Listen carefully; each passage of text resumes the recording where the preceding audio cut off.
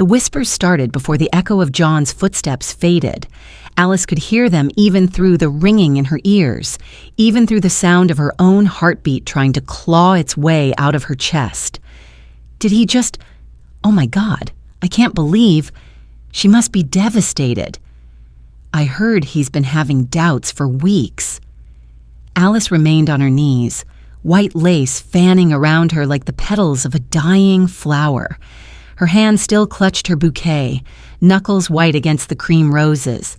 The same roses she'd spent 3 months selecting. The same roses that now felt like they weighed 1,000 pounds. Someone coughed. A chair scraped against marble. Then another. The exodus began slowly at first, then gained momentum like an avalanche. Guests filed out in waves of uncomfortable silence and barely concealed pity. Some wouldn't meet her eyes.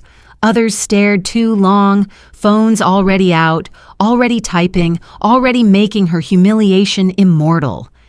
Alice's mother reached her first, hands fluttering uselessly in the air like trapped birds. "Baby, come on, let's get you up, let's get you out of here." But Alice couldn't move. Her legs had turned to stone beneath the $8,000 dress. The dress she'd saved for. The dress that was supposed to make her feel beautiful. The dress John had called a waste of fabric on someone like you 3 weeks ago during a fitting. She should have known then. "Alice, please." Her mother's voice cracked. "People are watching." That's what finally moved her. Not dignity, not pride, but the bone-deep exhaustion of being watched, judged, found wanting for the 1,000th time in her life. Alice rose on shaking legs, on her veil trailing behind her like a ghost. She made it exactly 7 steps before she saw them. John's parents, still seated in the front row. His mother's face was carved from ice, lips pressed into a line of distaste. His father wouldn't even look up from his phone. They'd known. Of course they'd known. This had been planned, orchestrated, a public execution disguised as a wedding. Alice kept walking, past the lily arrangements that cost more than her car, past the string quartet that had stopped playing the moment John started talking, past the 200 witnesses to her destruction. She made it to the church doors before her knees gave out again. The coordinator, a rail-thin woman named Patricia with a clipboard and a complete absence of empathy, appeared at her elbow. "Miss Smith, we need to discuss the vendors. The caterer is asking about payment and the venue still needs the final..." "Leave her alone." Alice's mother stepped between them, small but fierce. "Can't you see she's..." "The contract stipulates that payment is due regardless of whether the ceremony is completed. Mr. Hartwell has already left the premises, so I'm afraid the financial responsibility falls to..." Alice heard her mother arguing, heard Patricia's clipped responses about contracts and obligations and non-refundable deposits. But the words dissolved into white noise, because standing at the back of the church, partially hidden in the shadows of a stone column, was a man Alice had never seen before. He was Asian, tall, dressed in a black suit so perfectly tailored it looked like it had been painted onto his body. His hands were clasped in front of him, patient and still. But it was his face that made Alice's breath catch. Not because he was handsome, though he was, in a way that suggested beauty and danger were 2 sides of the same coin, but because he was looking at her like she was the only person in the room worth seeing. Not with pity, not with disgust, with something else entirely. Something that looked almost like recognition. Their eyes met for exactly 3 seconds. In those seconds, Alice felt something shift beneath her skin. Something that tasted like anger and felt like gasoline waiting for a match. Then her mother was pulling her toward the exit, toward the parking lot, toward a car that would take her away from this nightmare. Alice looked back once. The man was gone, like he'd never been there at all. The bill came 2 days later.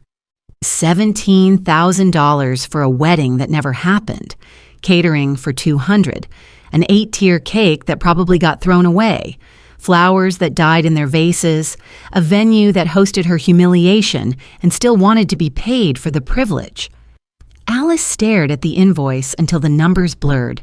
She'd spent her entire savings on the down payment for the venue. John was supposed to cover the rest. John, who'd blocked her number. John, who'd posted on social media about dodging a bullet 6 hours after abandoning her at the altar. Her phone buzzed. Another text from a number she didn't recognize. Another photo of herself on her knees, face destroyed, dress ruined. Another reminder that the internet never forgets, and forgiveness isn't part of the algorithm. Alice turned off her phone, and she looked around the apartment she'd shared with John for 3 years. His stuff was already gone. He must have moved it out while she was getting ready for the wedding. All that remained were her books, her clothes, and a framed photo of them at a Christmas party where John's smile looked strained and Alice's looked desperate. She threw the photo in the trash. Then she pulled out the small velvet box she'd been avoiding for 48 hours, her grandmother's ring. White gold band with 3 small diamonds. Nothing spectacular, nothing that would stop traffic. But it had been on her grandmother's finger for 60 years, through wars and recessions and love that actually lasted. Her grandmother had given it to Alice before she died, had pressed it into her palm and whispered, "This will keep you safe when I can't anymore." Alice held the box for a long time, long enough for the sun to set, long enough for the apartment to fill with shadows, long enough to accept that survival sometimes means sacrificing the things you love most. The pawn shop was in a part of town Alice didn't usually visit. Barred windows, graffiti on the walls, a bell that rang with the enthusiasm of something dying. The man behind the counter had yellowed teeth and eyes that assessed her like she was already merchandise. "What you got?" Alice opened the velvet box. The diamonds caught the fluorescent light, throwing tiny rainbows across the scarred counter. The man picked up the ring, examined it through a jeweler's loupe, grunted. "I can give you 1,200. It's worth at least 3,000. Not to me, it's not." He dropped the ring back in the box. 1,200, take it or leave it. Alice thought about arguing, thought about walking out, thought about calling her mother and begging for help again. But her mother was already drowning in credit card debt from paying for Alice's dress alterations and the bridal shower and 1,000 other expenses that were supposed to lead to happiness. "I'll take it." He counted out 1,200 in cash with the efficiency of someone who'd done this 1,000 times. Alice watched her grandmother's legacy disappear into a drawer full of other people's desperate measures. "You need a receipt?" "No." The basement apartment was in a building that should have been condemned 20 years ago. Water-stained walls. A ceiling that leaked when it rained. A bathroom so small Alice had to turn sideways to close the door. But it was $400 a month, and the landlord didn't ask questions when she paid 3 months up front in cash.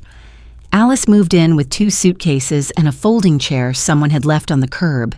She spent her first night in that basement sitting on the concrete floor, staring at the single barred window that looked out at ankles and trash and the occasional rat. She didn't cry. Crying was what the old Alice did. The Alice who believed that love was enough, that trying harder would make her deserving, that John would eventually see her the way she saw him. The new Alice understood something the old one didn't. The world didn't reward vulnerability. It ate it, devoured it, used it as seasoning for the next person's meal. Alice pulled out her laptop, the one thing John hadn't taken because he said it was too cheap to bother with, and started searching for jobs. Any job, every job. Positions that required degrees she didn't have and experience she couldn't prove. She applied to 73 jobs that first night. Got 16 automated rejections before sunrise. By the end of the week, she'd applied to 200 positions. By the end of the month, she'd had 5 interviews. 3 went nowhere. 1 offered her minimum wage to answer phones in a call center. The last one was different. The listing had been vague. Bookkeeper needed for international import company. Discretion required. Competitive salary. No company name. Just a phone number and instructions to call between midnight and 2 a.m. Alice called at 12:47 on a Thursday, and a woman answered on the first ring, voice clipped and professional. State your qualifications. I have a degree in accounting from... We don't care about your degree. Can you make numbers tell the story we want them to tell? Alice should have hung up, should have recognized the red flags waving like surrender signals. But her bank account had $73 in it, and her ramen supply was running critically low. Yes.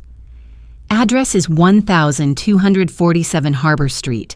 Tomorrow night, 11 p.m. Don't be late. The line went dead. Harbor Street was in the warehouse district where shipping containers stacked like rusted Legos and seagulls screamed like they knew something humans didn't. Number 1247 was a nondescript building with tinted windows and a single steel door. No sign, no indication of what happened inside. And Alice stood outside that door for a full 3 minutes, hand hovering over the buzzer. Every instinct she had left screamed at her to run, to leave, to accept the call center job and live quietly and safely in her basement hole.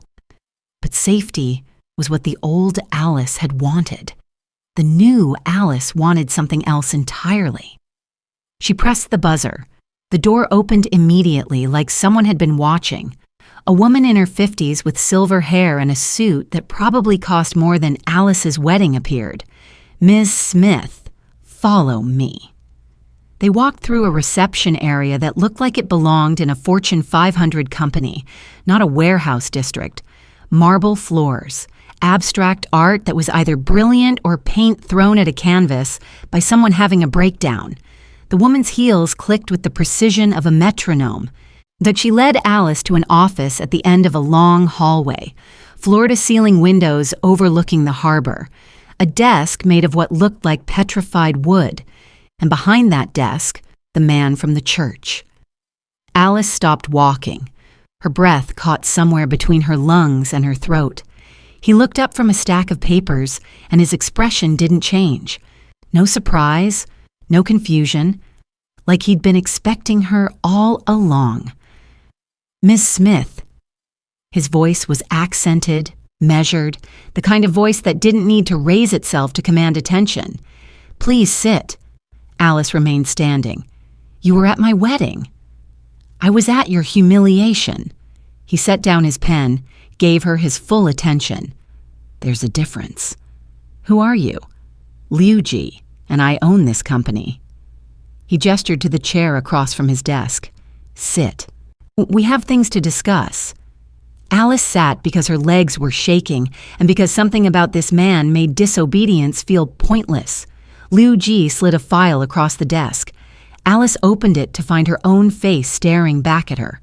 Her resume, her transcripts, her credit report, her eviction notice from the apartment she'd shared with John, photos of her leaving the pawn shop, photos of her in her basement apartment, a detailed timeline of every moment since John destroyed her life.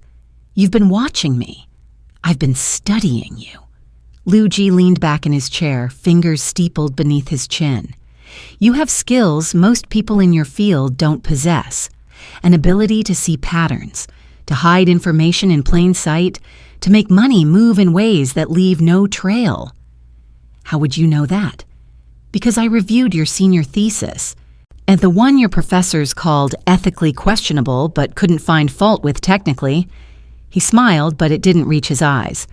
You outlined 17 different methods for tax avoidance that bordered on illegal, but never quite crossed the line. Impressive work. Alice's mouth went dry. That was theoretical, academic. Everything is theoretical until someone needs it to be practical. Liu Gee stood, walked to the window, hands clasped behind his back. I need a bookkeeper who understands that numbers aren't truth. They're a story we tell to people who want to believe. Can you be that person? What kind of import company are you running? The kind that requires discretion. He turned to face her. The kind that pays $70,000 a year with full benefits and a housing stipend. The kind where you don't ask questions about what's in the containers, and I don't ask questions about the wedding that destroyed you. $70,000. Alice currently made zero. The math wasn't complicated. What happens if I say no? You go back to your basement. You eat ramen until your body forgets what real food tastes like. You apply to jobs that will reject you because someone Googled your name and found photos of you crying in a wedding dress. You survive, but you don't live. Liu Gee's expression didn't change. Or you say yes, and you discover that sometimes the only way out is through the kind of doors polite society keeps locked. Alice should have walked out, should have called the police, should have done any number of things that reasonable people do when offered suspicious jobs by mysterious men who attend strangers' weddings. When do I start? Now. The work was exactly what Liu Gee promised, and nothing Alice expected. She spent her first week reviewing import manifests, cross-referencing shipments with purchase orders, tracing payment trails through a labyrinth of shell companies and offshore accounts. The numbers told a story, but it was written in a language most people didn't speak. Alice spoke it fluently. By the end of her second week, she'd identified 3 instances where money had gone missing. Not stolen, just poorly hidden. She created new routes, better covers, cleaner trails. Liu Gee reviewed her work in silence, then increased her salary to $85,000. She never asked what was in the containers. Didn't ask why payments came from companies in countries that didn't officially do business with the United States. Didn't ask why 3 different men came to Liu Gee's office in the middle of the night, spoke in hushed voices, and left looking either relieved or terrified. Alice kept her head down, did her job, cashed her checks, and slowly, very slowly, began to feel something she hadn't felt in years. Competent, valuable, worth the space she occupied. She moved out of the basement into a 1-bedroom apartment with actual windows, bought furniture that wasn't abandoned on street corners, paid off the wedding debt in 3 months, started saving money for the first time since college. Life didn't feel good exactly, but it felt manageable, like she was treading water instead of drowning. Then came the night Liu Gee found her in the office at 2 a.m. Alice had been reviewing a particularly complex transaction, money moving from Hong Kong to Panama to Prague, before finally landing in an account in Delaware. The trail was clean, but not quite clean enough. There was a gap of about 6 hours where the money existed in electronic limbo, visible to anyone who knew where to look. She was so focused on solving the problem that she didn't hear Liu Gee enter, didn't realize he was there until he spoke. "You're always here." Alice jumped, hand flying to her chest. "Jesus, you scared me." "It's 2 a.m. Most people are home, asleep, living lives that don't revolve around spreadsheets." Liu Gee moved to her desk, looked at her screen. "What are you working on?" "The Prague transfer. There's a lag that makes the funds traceable." "I know. I've had 3 people try to fix it. They couldn't." "I can." Alice pulled up another window, showed him the rerouting she'd designed.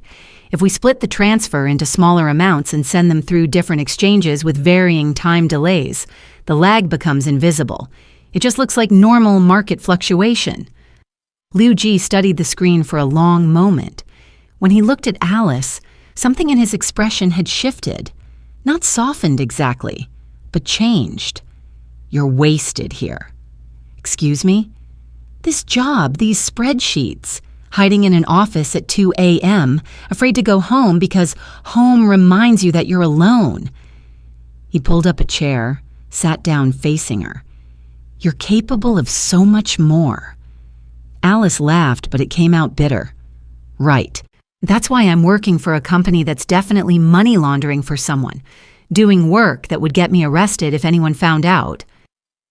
"You're working here because you're smart enough to know that the system that destroyed you isn't worth protecting."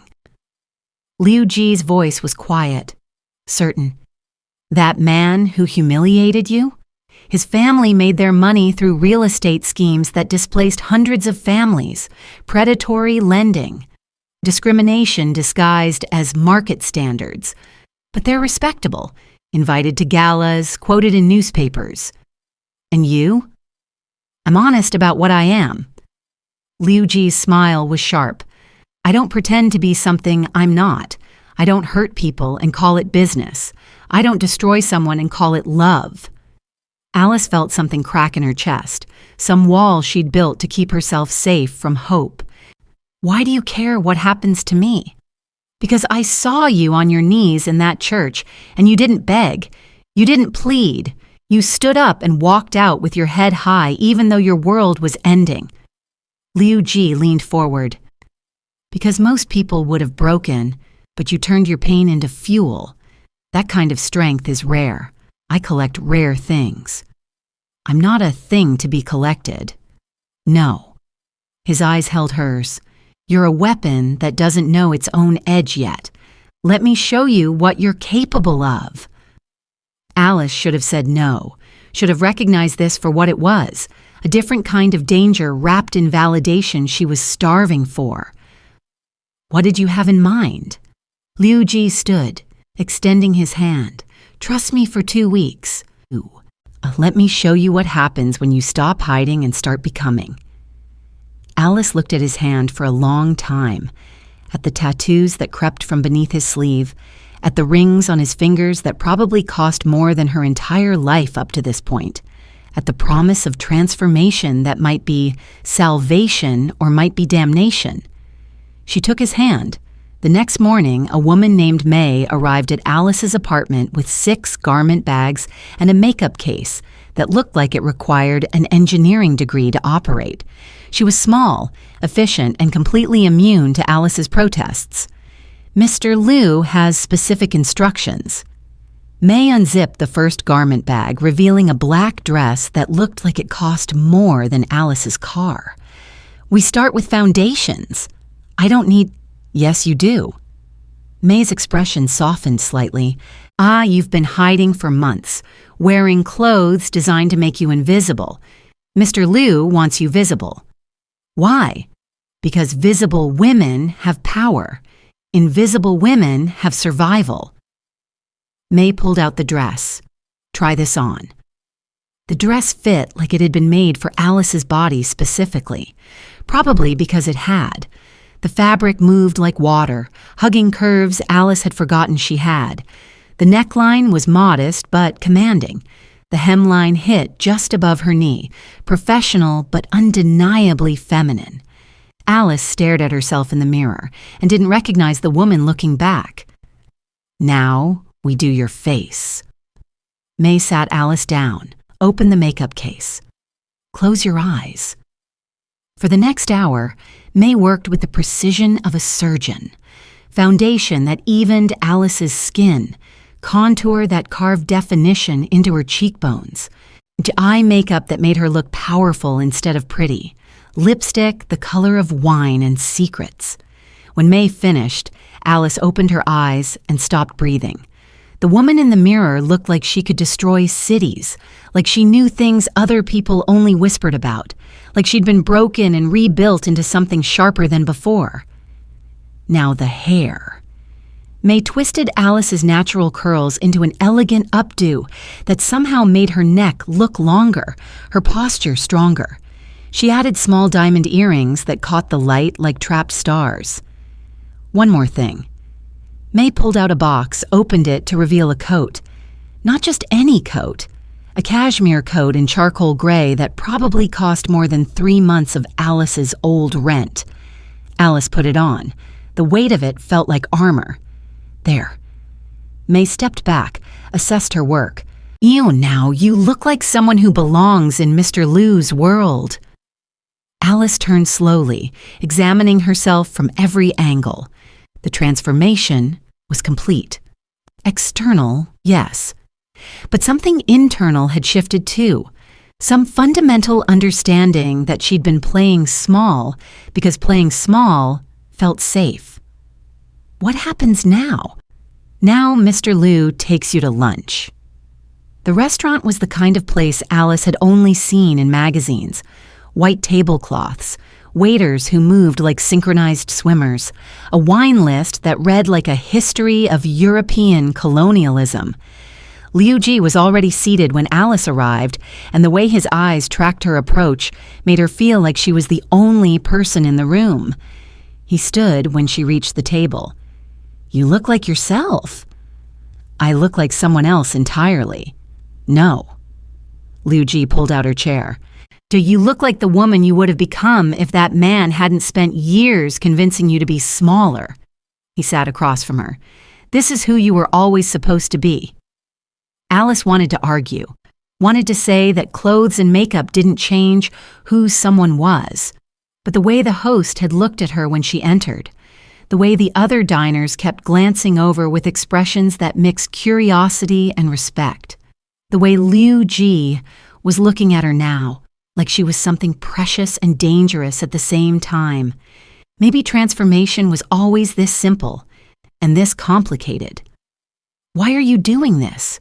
Alice asked. "I told you. You're wasted hiding in shadows." Liu Gee poured her a glass of wine that probably cost more than her weekly grocery budget. "You have potential most people never access because they're too afraid to reach for it." "And you're not afraid of anything?"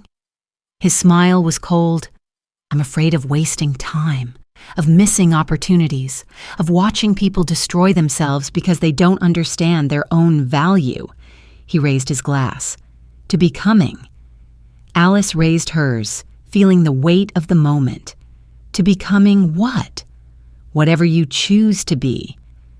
They drank, and in that small gesture, Alice felt the last piece of her old life slip away like a snake, shedding dead skin.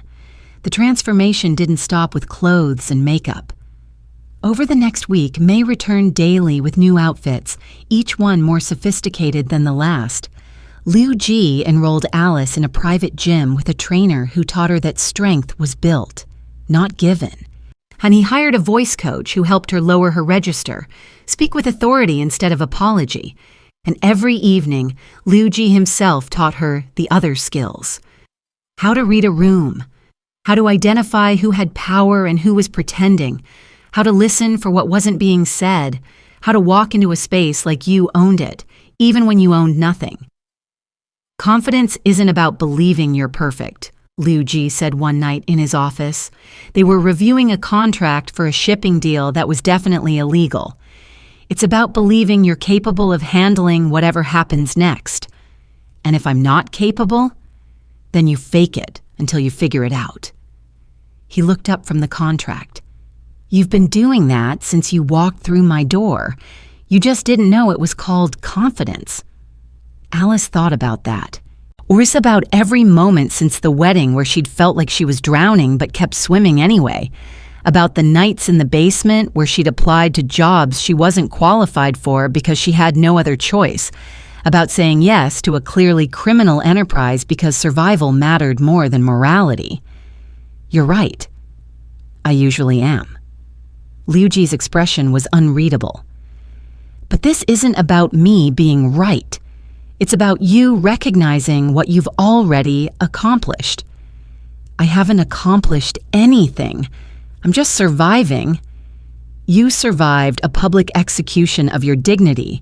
You climbed out of poverty through intelligence and determination. You learned skills most people can't master in a year, and you did it in weeks." Liu Gee stood, walked around the desk until he was standing directly in front of her. "Oh, you're not surviving anymore, Alice. You're thriving. You just don't see it yet." He was close enough that Alice could see the details of the tattoo on his neck, a dragon's tail coiling upward.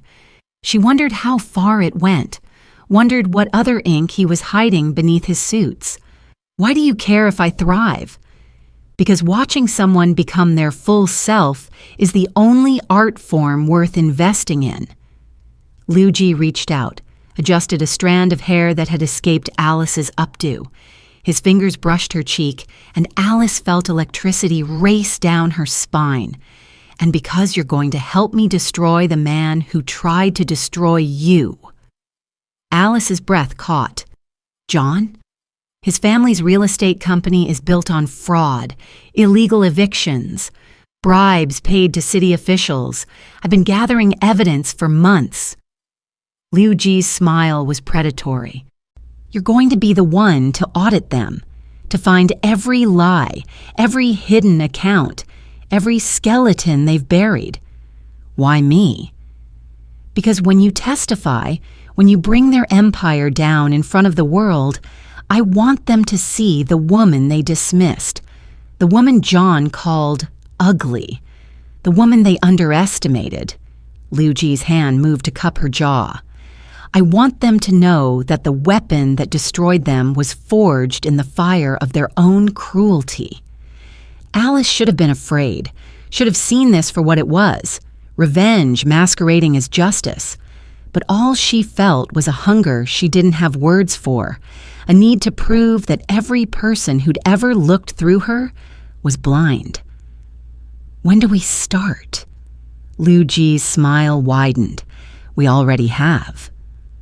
The files arrived in 3 bankers' boxes, each one packed with 20 years of the Hartwell family's sins. Alice spent the first night just staring at them, hands trembling with something that felt like anticipation and tasted like gasoline. Liu Gee stood in the doorway of her office, watching. Everything you need is there. Every bribe, every falsified inspection, every family they evicted illegally, every city official they bought. Alice opened the first box. Inside were property records, bank statements, emails that should have been encrypted. "How did you get all this?" "I have people who specialize in finding things other people want hidden." Liu Gee moved into the room, closed the door behind him. "The Hartwells have been running their scheme for 2 decades. They target buildings in gentrifying neighborhoods. Buy them cheap. They force out tenants through harassment and manufactured violations, then sell to developers for triple the price. That's not just unethical, it's criminal." "Yes." Liu Gee's expression was carved from ice. "But they're very good at hiding behind LLCs and shell companies, at making the paper trail so complex that most auditors give up before they find the truth." Alice pulled out a stack of documents, started reading. Within minutes, she saw the pattern. Money moving through 6 different companies before landing in an account registered to something called Harbor Properties Management LLC. More digging revealed that Harbor Properties was wholly owned by Hartwell Investments. More digging after that showed Hartwell Investments was just John's father with a different letterhead. This is sloppy work. For someone with your skills, yes. For the average city auditor who's drowning in cases and underpaid, they never see it. Liu Gee sat on the edge of her desk. "But you'll see it. You'll document it. You'll build a case so airtight that not even their lawyers can wiggle free." Alice looked up at him. "And then what?" "Then you deliver it to the U.S. Attorney's Office. You testify. You watch them burn." Liu Gee's smile was sharp enough to cut. "And John learns that the woman he called ugly just erased his family's legacy from existence." Alice felt something dark and satisfying unfurl in her chest. "When do I start?" "You already have." For 3 months, Alice lived inside those boxes. She traced every payment, followed every shell company to its source, documented every instance of fraud, bribery, and extortion. The work was meticulous, exhausting, and deeply satisfying in a way Alice hadn't expected. Each discovery felt like peeling back layers of rot. Each connection she made between the Hartwells and their crimes felt like justice, taking shape beneath her fingers. She worked 16-hour days, surviving on coffee and the kind of rage that burns clean. Liu Gee checked on her progress weekly, but mostly he left her alone, let her build her case in peace. Sometimes she'd look up from her spreadsheets at 3 a.m. to find him standing in her doorway, just watching, not speaking, not interrupting, just present. "You should go home," he said one night. "I am home." Alice gestured at the office that had become more familiar than her apartment. "This is where I belong now." Liu Gee crossed the room, pulled up a chair beside her. "Or show me what you found." Alice pulled up her master spreadsheet. The Hartwells displaced 417 families over 20 years, paid bribes totaling $2.3 million to building inspectors, city council members, and housing authority officials, falsified violation reports in 86% of cases. She clicked to another tab. And here's the money trail. Every payment, every account, every transaction that proves premeditation and conspiracy. Liu Gee studied the screen in silence. When he finally spoke, his voice was quiet. "This will destroy them." "Yes. John will lose everything. His family's company, his reputation, probably his freedom." "Yes. And you're certain this is what you want?" Alice turned to face him fully. "He called me ugly in front of 200 people. And he left me with $17,000 in debt and photos of my worst moment plastered across the internet. He made me believe I was worthless." Her voice was steady, certain. "This isn't about revenge. This is about consequences." Liu Gee held her gaze for a long moment. Then he smiled, and it was the first genuine smile she'd seen from him. "You're ready." "For what?" "Everything." The U.S. Attorney's Office scheduled the meeting for a Tuesday morning. Alice arrived in a navy suit that cost more than her first car, carrying a briefcase that contained the end of the Hartwell empire. Liu Gee didn't come with her. Too many questions about how she'd acquired the evidence. But his lawyer did. A woman named Park who looked like she ate federal prosecutors for breakfast.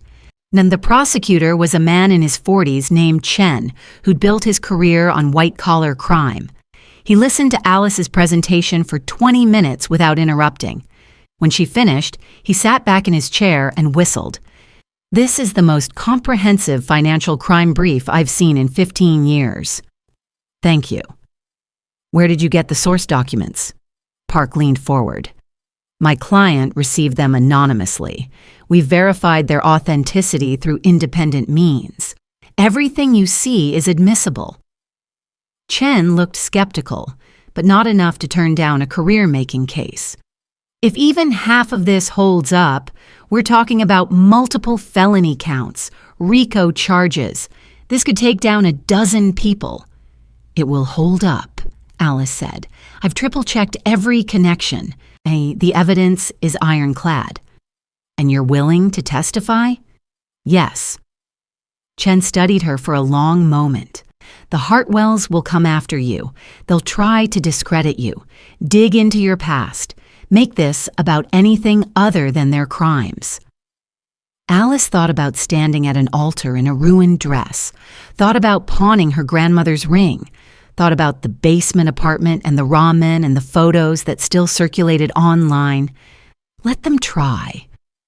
The indictments came down 6 weeks later. 7 people arrested, including John's father and 2 city officials. The news coverage was immediate and savage. Real estate empire built on fraud. Hartwell family faces RICO charges. Decades of corruption exposed. Alice watched the news from Liu Gee's office, feeling nothing and everything at once.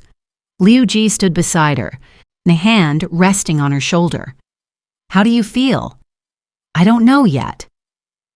On the television, John's father was being led out of his office in handcuffs. John himself stood to the side, face pale, looking like a man watching his world end. Alice wondered if this was how she'd looked on her wedding day, if this was what public destruction felt like when you were on the receiving end. She didn't feel sorry for him. "The trial starts in 4 months, Liu Gee said. "You'll need to prepare for testimony." "I know. They'll attack you, call you bitter, jealous, say you fabricated evidence because John left you." "I know." Liu Gee turned her to face him. "Can you handle that?" Alice met his eyes. "I can handle anything now." His expression softened in a way she'd never seen. Yes, you can. He kissed her for the first time right there, whilst with the news of the Hartwell's destruction playing in the background. It was nothing like the kisses Alice remembered from before. There was no hesitation in Liu Gee, no apology, just certainty and possession and a hunger that matched her own. When they broke apart, Alice was breathless. What was that? Recognition. Liu Gee's thumb traced her jaw. I've been waiting for you to become who you are. Now you have. And who am I? Mine. The word should have terrified her, should have sent her running back to safety and invisibility.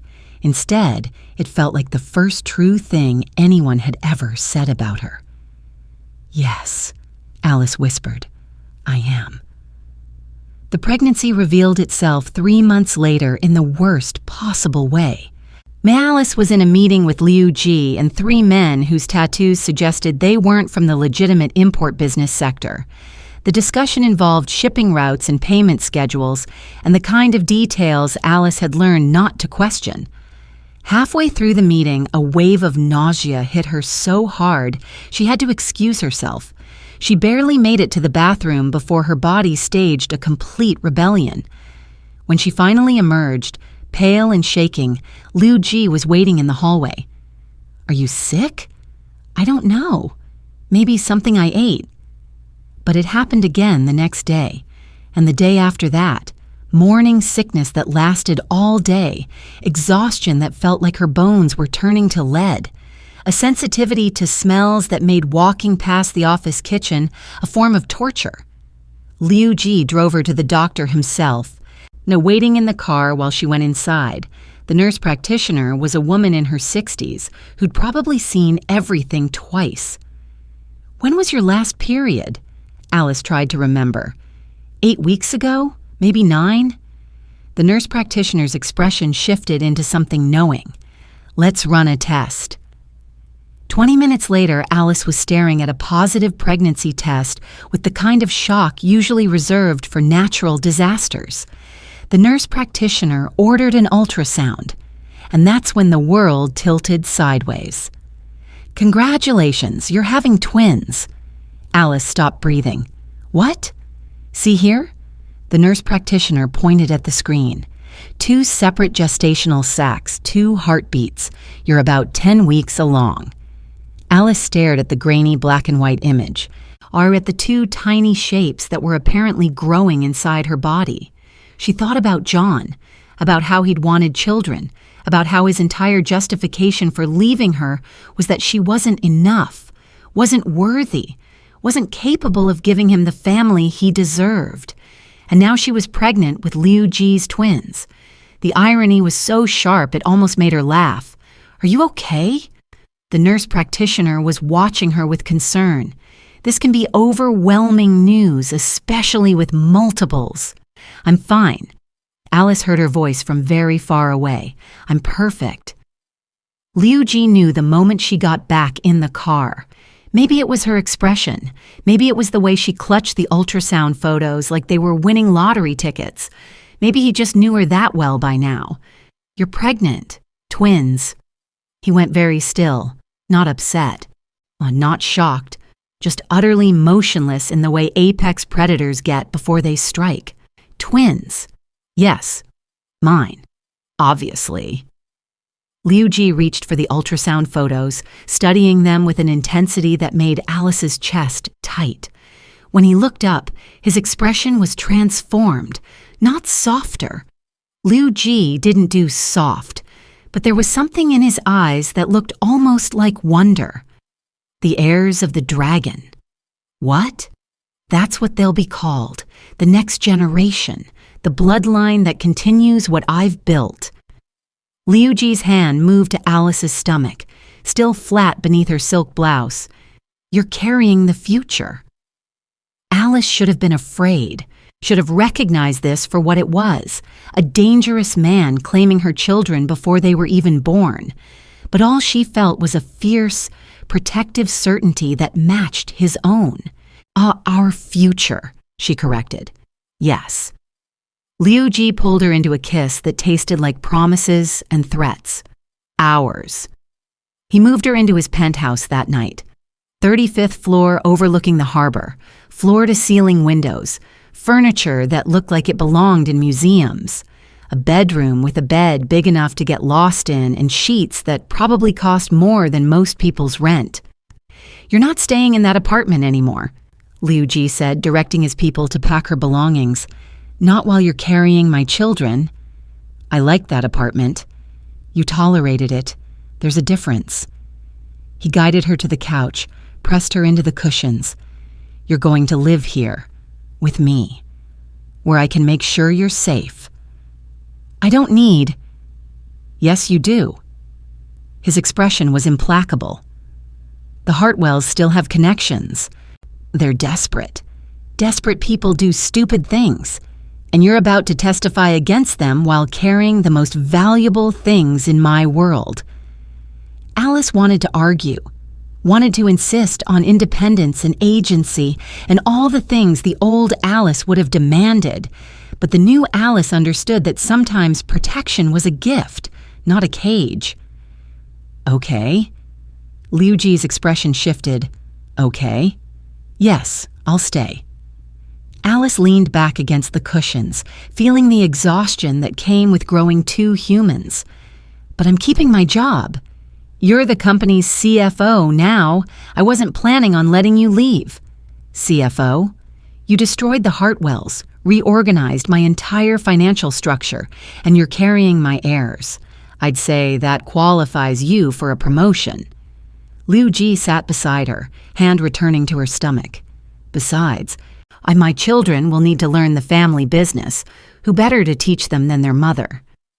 Alice closed her eyes, let herself imagine a future where she taught her children how to read numbers the way other people read emotions, where she passed on the skills that had saved her, where she was valued not despite her intelligence, but because of it. "Our family is going to be very weird," she murmured. Liu Gee's laugh was quiet. "The best ones are." The trial began 4 months after the indictments, exactly 2 weeks before Alice's due date. She was massively pregnant by then, waddling more than walking, her body transformed into something that felt both powerful and impossibly vulnerable. Park advised against testifying in her condition. The judge offered to delay, but Alice insisted. She'd come this far. She wasn't backing down now. Though she took the stand on a Monday morning, wearing a burgundy maternity dress that cost more than John's monthly car payment used to. The courtroom was packed, press in the gallery, sketch artists capturing her profile. And in the front row, John, looking like he'd aged a decade in 8 months. Alice didn't look at him. She focused on the prosecutor as he walked her through her findings. The shell companies, the bribes, the families destroyed. Every question she answered with precision. Every document she authenticated with certainty. Every attempt by the defense to rattle her, she deflected with the ease of someone who'd survived much worse than cross-examination. Then it was the defense's turn.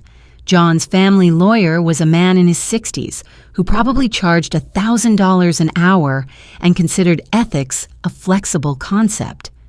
Ms. Smith, isn't it true you have a personal vendetta against the Hartwell family? I have a personal commitment to justice. But you were engaged to John Hartwell, were you not? I was. And he ended that engagement in a very public way, didn't he? Alice met the lawyer's eyes. He called me ugly and abandoned me at the altar. Yes. Murmurs rippled through the courtroom. The lawyer smiled like he'd won something. So you have a motive to want to hurt the Hartwell family. I have a motive to expose criminal behavior. Alice shifted in her seat, hand moving to her belly. What John did to me was cruel. What his family did to 400 families was criminal. There's a difference. You expect this jury to believe you're objective. I expect this jury to look at the evidence. Bank records don't care about my feelings. Shell companies don't lie because someone broke my heart. Alice leaned forward as much as her pregnancy allowed. The numbers tell the story. My emotions are irrelevant. The lawyer tried for another hour, tried to paint Alice as bitter, jealous, vindictive. But every attack bounced off the armor she'd spent months building. And when the prosecutor asked for redirect, Alice delivered the final blow. The Hartwells stole homes from families who couldn't fight back. They targeted the vulnerable and called it business. If exposing that makes me vindictive, then I'm guilty. Her voice was steady, certain. But I sleep fine at night. Can they say the same? The jury deliberated for 6 hours, guilty on all counts. Alice watched the verdict read from the gallery, Liu Gee's hand wrapped around hers. John's father was sentenced to 15 years. The 2 city officials got 8 years each. The family's assets were seized, frozen, designated for restitution to the families they'd harmed. And John, who hadn't been charged criminally but lost everything financially, sat in the gallery looking like a man staring at the ruins of his life. Alice felt nothing, no satisfaction, no regret, just the quiet certainty that the scales had balanced. Liu Gee leaned close, lips brushing her ear. Ready to go home? Yes. They were halfway to the car when someone called Alice's name. She turned to find John pushing through the crowd, looking desperate and disheveled. His suit was wrinkled. His hair was too long. His eyes had the hollow look of someone who'd stopped sleeping weeks ago. "Alice, please, I need to talk to you." Liu Gee stepped between them before John could get closer. Body angled in a way that promised violence. "Walk away. I just want 5 minutes." John tried to look around Liu Gee, couldn't. "Please, Alice, 5 minutes." Alice should have said no, should have kept walking, should have let Liu Gee remove John from her life permanently. But some morbid curiosity made her nod. 5 minutes. Liu Gee didn't move. "I'm staying." "I wouldn't expect otherwise." John's voice cracked. "Look, I know I don't deserve this. I know I don't deserve anything from you, but I'm sorry. I'm so sorry for what I did." Alice waited. John kept talking. "I was wrong. About everything. You were never ugly. You were never the problem. I was scared and stupid, and I took it out on you because I knew you'd take it." He ran a hand through his hair, looking more broken than Alice remembered being possible. "I've lost everything, my family's company, my reputation, my future, and I deserve it. I know I deserve it." "Yes, you do. But I'm begging you, please, whatever you have left, whatever connections you have, help me."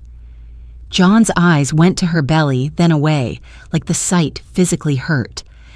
"I know you're with him now. I know you've moved on. I need a way out." Alice felt something that might have been pity if she still had room for soft emotions. "I don't have anything to give you, John. You made sure of that. You're rich now. You're with a man who has money and power, and you think that money belongs to you somehow?" Alice's voice was cold. "You think because you once claimed me, you have rights to what I've built?" "I'm drowning, Alice. Please." "Then drown." Alice turned away. "I did, and I survived. Maybe you will too." She was in the car, door closed, driving away when John did something catastrophically stupid. He pulled out his phone and sent a text. The message arrived while Alice and Liu Gee were having dinner that night. A photo of Alice leaving the courthouse. A photo of Liu Gee's office building. A photo of what looked like financial ledgers, outdated and meaningless but convincing enough if someone didn't know better. The text read, "I have evidence of your boyfriend's criminal activities. Give me $2 million or I go to the FBI." Alice stared at her phone, feeling something cold settle in her chest. Liu Gee looked over her shoulder, read the message, and his expression went absolutely flat. "Interesting. What are you going to do?" "Handle it." Liu Gee stood making a phone call in rapid Korean. When he hung up, then he looked at Alice. "Stay here. Don't leave the penthouse." I need you safe. Both of you safe. His hand touched her belly. Trust me. Alice wanted to argue, wanted to insist on being part of whatever came next, but the twins chose that moment to kick hard, and she realized that sometimes protecting the future meant letting the past be handled by people who knew how to bury bodies. Okay. Liu Gee kissed her forehead. This will be over by morning. He left. Alice sat in the penthouse, surrounded by luxury and danger, feeling her children move inside her and knowing that somewhere in the city, her past was about to meet a permanent ending. The pier at 3 a.m. was the kind of place where things that needed to stay buried ended up. John stood under a broken streetlight, hands in his pockets, trying not to look as terrified as he felt. The text had told him to come alone, to bring nothing, to wait. He'd been waiting for 20 minutes when the cars arrived, black sedans that moved like sharks, doors opening, men emerging, and in the center of them all, Liu Gee, dressed in black, looking like death in a tailored suit. You wanted a meeting, Liu Gee said. Here I am. John tried to stand tall, failed. I have evidence, financial records, enough to put you away for... You have nothing. Liu Gee's voice was calm, certain. The documents you stole are old, meaningless, already reported and reconciled. But you knew that, didn't you? This was never about evidence. This was about desperation. I need the money. You have it. She has it. It's not fair that she gets everything while you what? Suffer consequences. Liu Gee took a step closer. You humiliated Alice in front of 200 people, called her ugly, left her with nothing, and now you're upset that she rebuilt herself into something you can't touch? She's carrying your children. My children should have been... Liu Gee moved so fast, John didn't have time to flinch. One moment they were talking. The next, Liu Gee's hand was around John's throat, lifting him onto his toes. Those children are mine. Their mother is mine. You had your chance, and you threw it away because you were too blind to see what you had? Liu Gee's voice was soft, deadly. And now you threaten them? John couldn't breathe, couldn't speak, could only claw at Liu Gee's hand and realize that this was how he died. I protect what's mine. Liu Gee leaned close. You should have stayed away. Should have accepted your losses. Should have understood that karma doesn't negotiate. Please. Protocol 0. Liu Gee released John, who collapsed, gasping. That's what we call this, the point where someone crosses a line they can't uncross, where mercy becomes weakness and elimination becomes necessary. Men moved in the shadows. John heard the sound of something heavy being dragged, a tarp, tools that clinked like surgical instruments. Wait, I'm sorry. I won't say anything. I'll disappear. You should have said that before you threatened my family. Liu Gee's expression was carved from ice. But you didn't. You chose extortion. You chose to make yourself a problem, and I solve problems permanently. John tried to run, made it exactly 3 steps before hands grabbed him, dragged him toward the edge of the pier. He screamed, but the sound was swallowed by the water and the darkness and the absolute certainty that no one was coming to save him. Liu Gee watched, hands clasped behind his back, as his people did what they did best. He felt nothing. No guilt, no satisfaction, just the cold pragmatism of a man who'd learned long ago that some threats required permanent solutions. When it was done, he returned to his car, sent Alice a single text, "It's finished." Then he drove home to the woman carrying his children, ready to leave the past where it belonged, buried in the harbor, forgotten by morning. Alice was waiting when Liu Gee returned. She sat in the living room, hands on her belly, looking out at the city lights. She heard him enter, heard him move through the space, but she didn't turn around until he sat beside her. And is he dead? Yes. Alice waited for feelings to arrive. Guilt, horror, regret. But all she felt was a vast, oceanic relief. John was gone. The threat was gone.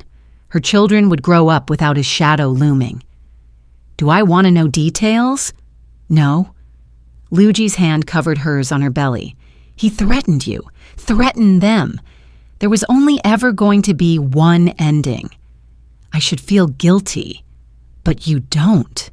No. Alice finally turned to look at him. Does that make me a monster? It makes you a mother. Liu Gee's expression was softer than she'd ever seen it. You're protecting your children.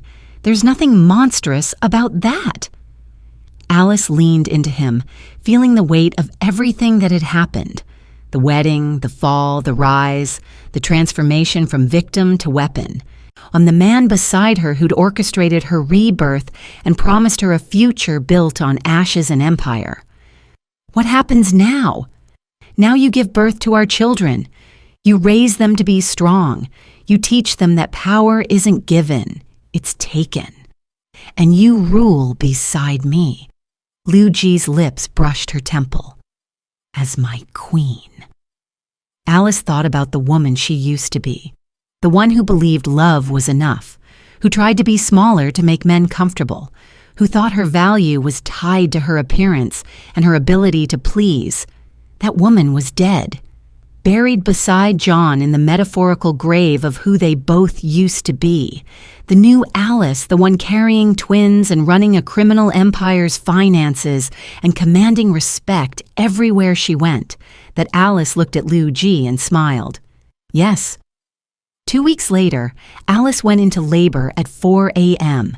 Well, Liu Gee drove her to the private hospital himself, breaking every traffic law that existed, his hand never leaving hers. The delivery took 9 hours. Painful, exhausting, transformative. When it was done, Alice held 2 perfect babies, a boy and a girl, and felt something click into place. This was what John said she couldn't do. This was the legacy he said she couldn't provide. And here she was, holding proof that he was wrong about everything. Liu Gee sat beside her hospital bed, looking at his children with an expression Alice had never seen. Not soft, exactly, but close to it. Like he'd discovered something he didn't know he was capable of feeling. They're perfect, he murmured. They're ours. Alice looked up at him. The heirs of the dragon. Yes. Liu Gee's hand touched his daughter's tiny fist. They'll grow up knowing their mother destroyed empires, that she took every person who underestimated her and proved them catastrophically wrong. And their father? Protected her. Always. Liu Gee met her eyes. I saw you on your knees in that church, and I knew I was watching a queen be born. It just took you time to realize it, too. Alice thought about that moment, about standing in her ruined dress, world-ending, future erased, about the man in the shadows who'd seen something worth saving, worth cultivating, worth protecting with lethal devotion. Thank you, she whispered, for seeing me when everyone else looked away. Thank you for becoming exactly who you were meant to be. They sat together in that hospital room, surrounded by beeping machines and the smell of antiseptic, and holding the children who represented everything they'd built together. Outside, the sun was rising over a city that had no idea a queen had just been crowned, that a woman who'd been called ugly had created beauty, that revenge wasn't always violent. Sometimes it was simply living well enough to make your enemies regret every word. Alice looked at her children, at the man beside her, at the life she'd built from the ruins of her worst day. She thought about John, gone now, erased from existence except as a cautionary tale. She thought about the families the Hartwells had destroyed and the justice that had finally arrived. She thought about her grandmother's ring, sold in desperation, and wondered if somehow the old woman was watching, proud that the girl she'd raised had survived. More than survived. Thrived. What do we name them? Liu Gee asked. Alice looked at her daughter, at the tiny face that held all the potential in the world. Grace, for the grandmother who taught me that survival is its own kind of elegance. And our son? You choose. Liu Gee was quiet for a long moment, studying his son's face. Jin, it means precious, truth. Grace and Jin. Alice tested the names, found them perfect. The heirs of the dragon. The beginning of our dynasty? Alice closed her eyes, holding her children, feeling Liu Gee's presence solid and certain beside her. This was her family now. Not the one she'd imagined standing at an altar in a white dress, not the safe, conventional future she'd thought she wanted, but something fiercer, something forged in fire and desperation and the refusal to stay broken. Somewhere in the city. And the story of Alice Smith's public humiliation was still circulating. Photos of her on her knees, video of John walking away, comments about how she deserved it, didn't deserve it, should have seen it coming. The internet never forgot. But Alice didn't care anymore. Let them remember the crying bride. She'd become something else entirely, something they couldn't touch, couldn't hurt, couldn't diminish. She'd become the woman who rose from her knees and built an empire, who turned her pain into power, who proved that beauty was never about your face. It was about your refusal to let the world make you small. And as she sat in that hospital room, children in her arms, partner beside her, Alice Smith finally understood what her grandmother had meant all those years ago. The ring wasn't what would keep her safe. She was.